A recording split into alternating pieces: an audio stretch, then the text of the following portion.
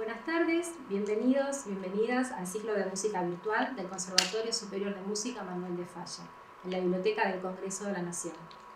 Este ciclo se realiza con la participación de artistas docentes del conservatorio. En esta ocasión, estamos acá para presentar el disco que grabó el profesor Gregorio Sámez en 2020, interpretando el primer cuaderno de preludios para piano de Claude Debussy. Hola, Gregorio. ¿Qué tal, Ana Laura? Bueno, un gusto presentar el material. Es una grabación en estudio de los preludios de Debussy, el libro 1. Y hasta donde sé es la primera versión, digamos, en video de un pianista argentino. Así que bueno, espero que sea de su agrado. Bueno, soy Ana Laura Soria, también profesora de piano del Conservatorio Manuel de Falla. Y vamos a comentar dónde nace esta tradición de los preludios para piano, y especialmente del número 12. En realidad fue el número 24. Debussy escribió 2 libros, el primero con 12 preludios, el segundo también con 12, en 1910 el primero, en 1913 el segundo. Johann Sebastian Bach fue el primero en escribir 24 preludios y fugas. También escribió el segundo libro de 24 preludios y fugas en 1722 y en 1740. Sí, que se erige un poco como un monumento, ¿no?, de la cultura alemana a esta estructura del preludio y fuga, y ese número 24 que yo creo que ha quedado una cifra importante, porque después otras colecciones también terminan yendo hacia ese lugar, ¿no? Exacto. Los 24 preludios. Es un precedente importantísimo, por un lado, por la importancia musical, por su calidad musical, sin duda. Además, porque con este número él elige el 24, porque si en la música tenemos 12 tonalidades mayores y 12 menores, él quería a través de esta obra demostrar que se podía utilizar un temperamento igual, se podía tocar todo el ciclo de preludios y fugas sin necesidad de volver a afinar el clave. Es un tema un poco técnico, pero bueno, había una discusión en el barroco todavía acerca de qué tipo de temperamento, qué tipo de afinación utilizar y fijar. Con el tiempo nos terminamos quedando con el temperamento igual y con esta obra que no se pudo olvidar más, justamente porque es conmovedora, es hermosa y fue un punto altísimo de la cultura musical clásica. Sí, como nota al margen, digamos, en realidad los preludios y fugas en general pertenecieron siempre un poco al ámbito de estudio de los compositores y de los pianistas. No era un texto que se conociera tanto al público. Esto empezó a ocurrir con las grabaciones, que fue el primero, si no recuerdo mal, Edwin Fischer, quien grabó por primera vez el clave intemperado, y esta colección de 24 preludios y fugas pasó a estar a disposición del público. Hasta ahí era material, digamos, más bien de trabajo de los músicos y de compositores, ¿no? Pero no tanto con el conocimiento del gran público, lo popularizó el tema de la grabación. Exacto, sí, de hecho en el siglo XX se comienza con el criterio de hacer grabaciones integrales, que todavía en el siglo XIX no existía ni en concierto, porque las grabaciones no eran posibles, la idea de ciclo integrado, ¿no? Sí, porque de hecho en los conciertos históricos uno ve, por ejemplo, de Anton Rubinstein, que fue un ciclo importante de conciertos, de recitales, lo que uno ve en general es un poco la cosa fragmentada. Había piezas sueltas, pero el criterio de ciclos integrales, si bien se había hecho el clave temperado y demás, y bueno, después fue Chopin quien retoma la idea, ¿no?, posteriormente de los 24 preludios. Exacto. En 1835 Chopin compone esto cuando estaba en la isla de Mallorca, tratando de recuperar su salud, y compone los 24 preludios con otro plan tonal, pero de todas formas el propósito es abarcar las 12 tonalidades mayores, las 12 tonalidades menores. Es una obra importantísima, súper bella, también grabada de forma integral por primera vez por Alfred Cortot en el siglo XX, lo mismo que los preludios de Debussy. Sí, creo que fue Cortot quien hizo la primera grabación integral, o uno de los primeros con seguridad. Sí, hacia 1920, por esa época. Así que bueno, finalmente llega Claude Debussy con su libro de preludios, con todas las novedades que él trae musicalmente, porque ya no estaba enfocado en organizar estos preludios a través de las tonalidades, ni mucho menos hablar del temperamento, que eso ya quedó bien lejos en la historia, sino que él estaba en una búsqueda mucho más personal, de un lenguaje personal. Ya desde que estaba estudiando en el Conservatorio de París estaba buscando marcar su forma de hacer música. Te leo un texto que escribió él. Él escribía críticas de conciertos, de música que estaba saliendo en su época, y escribe: hay que buscar la disciplina en la libertad y no en las fórmulas de una filosofía caduca, solo útil para los débiles. Solo deberían ser escuchados los consejos que trae el viento al pasar, quien nos cuenta la historia del mundo. Están casi todas las palabras favoritas de Debussy. Por un lado el viento, faltaría mencionar el agua, que siempre menciona el agua en los títulos de sus obras. Y esto es la historia del mundo. Él se ocupó de investigar, de escuchar, de traer elementos de la música del mundo a su propia música. En sus preludios, bueno, lo vamos a escuchar puntualmente, por ejemplo, en La Niña de los Cabellos de Lino, que tiene las escalas pentatónicas, las escalas de 6 tonos. Bueno, nos vas a contar vos un poco, que los conocés más profundamente, de qué se trata cada preludio y qué cosas podemos ahí prestar atención especialmente. Sí, para quien conozca la obra y para quien no conozca la obra, son 12 esta primera colección. El primero se llama Danzarina de Delfos, por supuesto remite a la cultura griega, el templo de Delfos. Hay un clima, digamos, de misterio, hay una atmósfera un poco surreal, una atmósfera velada, aparentemente originado en un grabado que había visto Debussy. De todas formas hay una idea de cítaras y de flautas, un aire sacerdotal, digamos, podríamos decir. Este es el primer preludio que remite a cultura griega, que no va a ser casual, porque el último justamente remite a cultura más bien de tipo popular. El segundo preludio, Velas, hay dos interpretaciones posibles, pero en principio se toman como velas de los barcos. Hay una imagen de barcos en un atardecer, los paños ondean y son sacudidos por ráfagas de viento. Hay quien sugiere que el final es las barcas alejándose en el horizonte y demás. Con lo que vemos que aparecen todas cuestiones extramusicales, ¿no? Los preludios, que es la novedad. Son imágenes, claro, muy visuales. Que los preludios de Bach, por supuesto, eso no ocurría en la música. Ni tampoco en los de Chopin, que decir que no tenían ningún tipo de título, sino solamente numeración. Claro. Así que esta es una cosa que realmente marca la diferencia en Debussy, esto de tener pequeños títulos. Que igual tenemos que decir que los ponía al final de cada preludio, no al comienzo. Así que tampoco quería que estuviéramos todo el tiempo pensando en las velas o en estas cosas, sino que son pequeñas sugerencias que deja al final de cada preludio. Sí, pareciera que él lo hubiera imaginado como un disparador para el intérprete o para el público, pero no algo a lo cual atarse rígidamente, ¿no?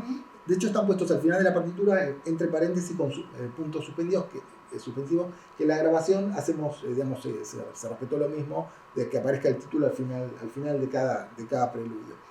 Luego el tercero, el viento en la llanura. Ahí tenemos un poco la referencia, ¿no? al viento. Se ven las ráfagas en la parte central, ráfagas fuertes de viento y una idea de una gran distancia. El cuarto, por ejemplo, aparece el elemento de la literatura. La poesía está basada en un poema de Baudelaire. Los sonidos y los perfumes giran en el aire de la tarde. Que ahí nuevamente, ¿no? Esta mezcla con otras disciplinas. Siempre hay un cierto elemento de contraste, ¿no? Si uno es lento, el otro después, y el carácter y el tempo. El siguiente, Las colinas de Anacapri, remite más a cultura popular. Podemos imaginar el aire límpido de Nápoles, atravesado por una flauta, y aparece canción popular también, sugerida, incluso en la partitura hay una referencia. Y después, contrasta nuevamente con Pasos en la nieve, que es uno de los más famosos también, que tenemos un paisaje glacial, una idea a gran distancia, gran desolación. Es bien estático. Es bien estático, sí. Y es más enigmático, un poco más abstracto este preludio, ¿no? Que es el que le dio al disco, la tapa está basada en esto, por los Pasos en la nieve, el disco, la versión mía. Después el siguiente preludio es El viento del oeste, lo que vio el viento del oeste, que nuevamente aparece la idea del viento, de los elementos, como también en Ravel ocurre con el agua. Hay ráfagas de un viento terrible, hay una idea de naufragio, quien sugiere que hay gritos de los náufragos, y es un viento terrible, en fin, es uno de los más... Es bastante aterrador. Sí, tiene un carácter bastante improvisado en cuanto a la estructura del preludio, pero está muy bien logrado siempre esta idea de las ráfagas. Igual siempre la sensación mía es que, aunque no se llamara el viento, igual la validez de los preludios es la misma, es simplemente un disparador. Sí, exactamente. Podríamos prescindir de todos los títulos y de todas maneras es música maravillosa de escuchar, y muy variada. Realmente no repite elementos en cada uno de los preludios. Y esto del contraste es interesantísimo también, como pasa de uno que es muy solar, muy radiante, al de la nieve, que es totalmente oscuro y lento. Sí, y después, bueno, nuevamente contrasta con La Niña de los Cabellos de Linox, el número 8. Eso también uno de los más famosos, hay que decirlo. Es un delicioso retrato musical de una niña. Y luego nos vamos a La Serenata Interrumpida, que es el número 9. Que bueno, aparece el exotismo de Debussy, un aire español, un cantor de serenatas que ve interrumpida, por eso el título, una y otra vez su serenata. Hay quien cree ver el final, como se cierra una ventana. O sea, que aparece la imagen a otra cultura, a otros lugares. Este exotismo de Debussy siempre está muy presente. Tanto Debussy como Ravel toman bastante el tema de España y le resultaba exótico. De hecho, Manuel de Falla dijo que Debussy era magnífico retratando a España, era prácticamente mejor que los españoles, así que todo un elogio. Claro, mira. Bueno, después nos vamos ya al décimo, la Catedral Sumergida, que está basada en una leyenda celta de la ciudad de Is, una catedral que permanece sumergida, se eleva, emerge de las aguas, podemos escuchar el repicar de las campanas, el canto de los monjes, luego vuelve a hundirse lentamente y quedar el mar absolutamente calmo otra vez. Está muy bien lograda toda la imagen. Si uno sabe eso, decís qué bien hecho que está. Igual, como decía antes, ¿no? Si no lo supieras, igual el preludio funciona perfectamente bien. Es uno de los más famosos también. De este ciclo, La Niña de los Cabellos de Lino y La Catedral Sumergida. La Niña de los Cabellos de Lino está transcrita para cantidad de formaciones diferentes, incluso quinteto de bronce, para que te des una idea. Sí. Todo tipo de formaciones. Es una melodía hermosa y se ve que es una música que le gusta a todos, además de los pianistas. Sí. Y bueno, después ya quedan dos para terminar el ciclo, es La Danza de Puck, que bueno, remite al personaje de Shakespeare, es más grácil, liviana. Y finalmente Minstrel, que creo es interesante, digamos, ahí aparece la cultura del music hall, de un salón de música con acróbatas, o sea, lo popular, es interesante cómo abre con, digamos, un preludio de remita a cultura griega y cierra con cultura... Ciertos elementos del jazz también, Exactamente, digamos, esa apertura, uno en una, digamos, sinfonía de Beethoven no la encuentra. Es decir, en eso hoy nos parece normal, pero no, en ese momento revolucionario. Realmente era desafiante esto de tomar muchos elementos de la música popular. Cuando recién estaba apareciendo esa música popular, por ejemplo el jazz, y bueno, no era habitual, ¿no? Se sale totalmente de lo que es escolástico. Así fue discutido en un principio, pero ya para la época en que compuso estos preludios él estaba totalmente aceptado. En realidad, después del estreno de Peleas y Melisande, de su ópera, se instaló en el ambiente musical y ya se esperaban sus obras. Así que bueno. Así cierra el ciclo, bueno, esperemos que sea bien. Entonces, les dejamos ahora la posibilidad de escuchar el concierto grabado en estudio por el maestro Gregorio Sámez. Esperamos que lo disfruten mucho. Gracias, Gregorio. Muchas gracias, Ana Laura.